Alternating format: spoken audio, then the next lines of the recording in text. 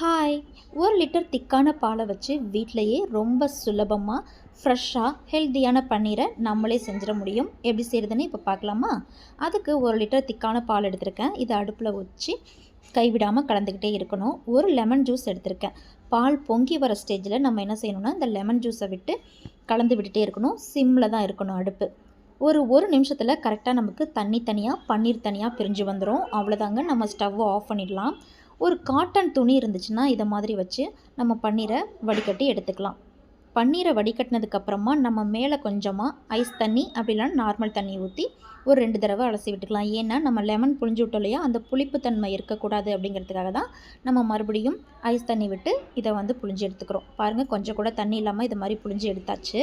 இதுக்கப்புறமா இந்த துணியில் இதை அப்படியே மூடி வச்சு மேலே ஒரு வெயிட்டான பொருளை வச்சு ஒரு அரை மணி நேரத்துக்கு வச்சு எடுத்தோம்னா நமக்கு சூப்பரான பன்னீர் வீட்டிலேயே ரெடி ஆகிடும். ஒரு அரை மணி நேரம் கழித்து நான் எப்படி இருக்குன்னு காமிக்கிறேன் பாருங்கள்.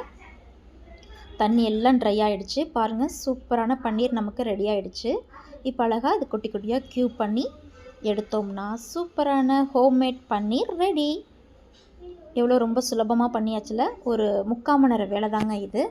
நீங்களே சுலபமாக செஞ்சிடலாம். குழந்தைங்களுக்கு ஃப்ரெஷ்ஷாகவும் செஞ்சு கொடுக்கலாம். நீங்களும் இதை ட்ரை பண்ணி பார்த்துட்டு எப்படி இருந்துச்சு, பன்னீர் எப்படி வந்துச்சுன்னு எனக்கு சொல்லுங்கள். பாய்.